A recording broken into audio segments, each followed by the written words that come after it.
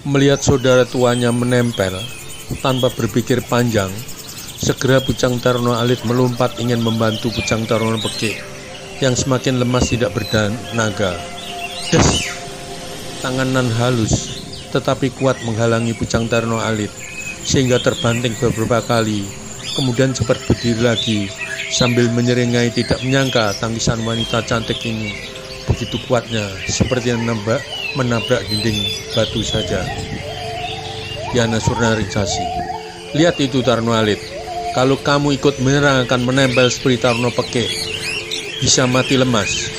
Memang Taruna Alit melihat kakaknya lemas tidak berdaya, tetapi karena ada sedikit rasa malu bercampur emosi, tetap saja menyerang Surnaringsasi dengan kalap. Pucang Taruna Gede, hentikan Adi Alit, jangan melanggar aturan yang telah disepakati. Pucang Taruna Gede yang sudah dari awal mengira adiknya bakal kalah, kali ini mengingatkan Pucang Taruna Alit agar tidak melanggar aturan, namun saja tetap tidak didengarnya sesuai dengan sifatnya yang selalu ingin menang. Mendapat perlawanan yang membabi buta, Surnaringsasi ingin cepat mengakhiri perkelahian, tetapi Pucang Taruna Alit menendang tangan dengan kaki kiri. Surnaringsasi melompat salto sambil kedua tangannya menyentuh pundak Pucang Taruna Alit. Seketika lumpuh, tak mampu menggerakkan tangannya. Melihat keduanya terkapar, Pucang Taruna Gede segera mengambil Pucang Taruna Alit sembari berkata, bagaimana bisa Adi Alit tidak memegang kesepakatan? Ini akibatnya, kakak tidak mampu menolong seperti ini. Sambil melihat ke arah Pucang Taruna Pekik yang duduk tidak berdaya, kehilangan seluruh tenaganya. Yana Surnaringsasi, jangan khawatir Pucang Taruna Gede, aku akan segera menyembuhkan adikmu.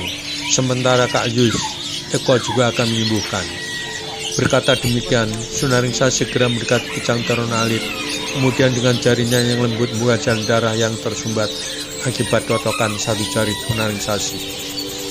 Sementara Surnaringsasi sudah selesai menyembuhkan Pucang Taruna Alit yang kini masih lemah, Yoseko segera minta Pucang Taruna Pekik untuk duduk bersila dengan dibantu oleh Yoseko yang kemudian menempelkan kedua telapak tangannya ke punggung Pucang Taruna Pekik untuk mengembalikan tenaga yang tersedot.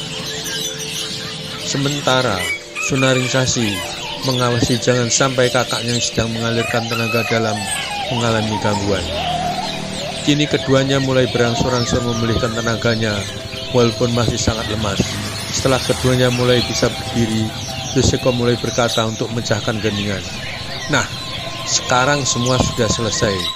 Aku minta maaf semuanya terjadi di luar perkiraan. Karena aku sebagai pemenangnya, maka sesuai dengan kesepakatan, maka aku yang berhak untuk memutuskan, bukan lagi Pucang Taruna Pekik. Nah, semua tolong dengarkan. Pucang Taruna Pekik, aku minta untuk tetap lebih dekat dengan Apodita, sebagaimana yang Pucang Taruna Pekik inginkan. Dia Syahdu Apodita lebih membutuhkanmu daripada aku, karena kami semua adalah orang dari seberang. Bila tugas kami selesai, maka kami semua harus kembali ke tempat kami. Mendengar keputusan Yoseko yang demikian, Pucang Taruna Pekik hanya menunduk merasa menyesal, tidak mengikuti anjuran kakaknya seraya berkata, terima kasih Yus atas keputusanmu. Tidak kusangka hatimu selembut salju. Yang selama ini aku salah sangka karena dibakar api cemburu. Maafkan aku. Kemudian mereka semua akrab saling bersalaman, bagaikan teman lama tidak berjumpa sambil mengobrol melepaskan lelah.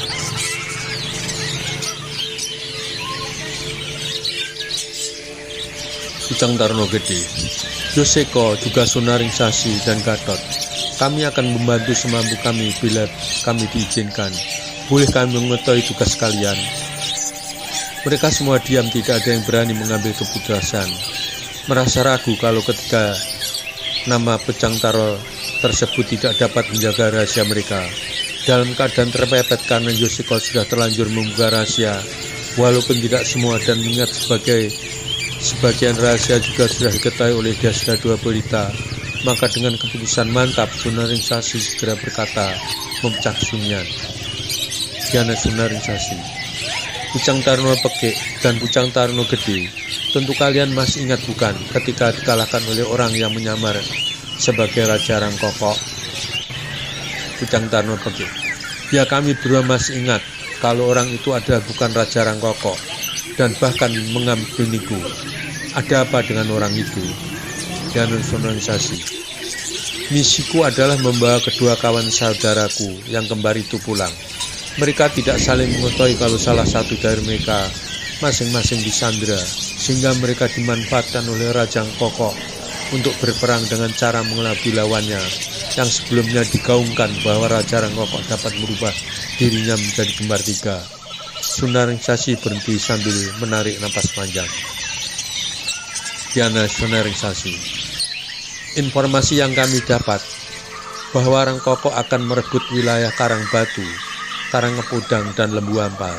Nah, kesempatan ini saat yang tepat untuk membawa kedua Raja Rangkoko palsu, atau lebih tepatnya menculik.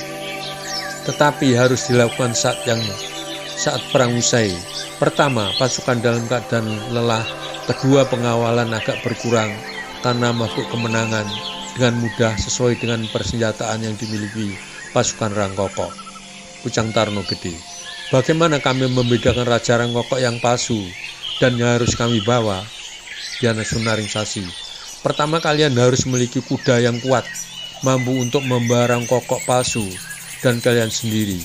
Raja Rangkoko yang kalian bawa adalah mereka yang memiliki tanda hitam bawaan lahir pada pergelangan tangannya, sambil Raja Rangkoko yang memiliki tanda hitam pada pergelangan tangan kanan dengan sebutan Herman, sementara yang memiliki tanda hitam bawaan lahir di pergelangan tangan kiri dengan sebutan Herlan.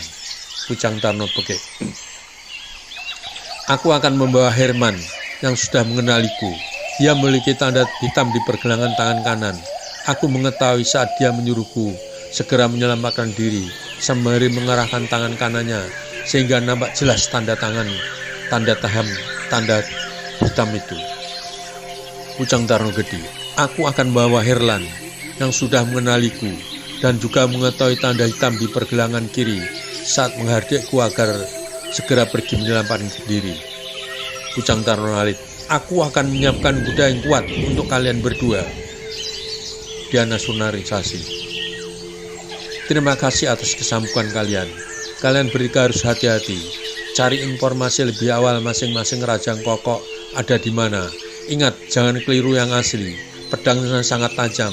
Apapun jenis pedang yang kalian bawa dibabat pedang oleh pedang sakti Raja Rangkoko pasti putus. Aku rasa bincang-bincang kali ini sudah cukup. Maka kalian bertiga kami ajak ke tempat tinggal sementara kami untuk kami kenalkan kepada kepala regu kami. Berkenalan dengan tiga pucang. Setelah semua mengerti dan memahami kesanggupan tiga pucang, kini rombongan kecil Boy Gatot berjalan dengan santai menuju jalan pulang di lereng Bukit Pisang sebagai tempat tinggal sementara mereka berenam. Di gubuk beratapkan ilalang yang dianyam dan beralaskan dedaunan sedang duduk Jack Danus Broto bersama Hambali menunggu berita penyelundupan lutung sambil membuat rencana ke depan. Jack Danus Broto. Rupanya sebentar lagi Boy, Josh, dan Diana datang. Tetapi ada tambahan 3 orang. Siapa ya mereka? Sebagai manusia super, Jack Danus Broto yang memiliki ilmu sabta pandulu, yang mampu melihat jauh, dan ilmu sabta pangrungu, yang mampu mendengarkan jarak jauh, mampu mendengarkan datangan dari 3 temannya yang disertai 3 orang lain.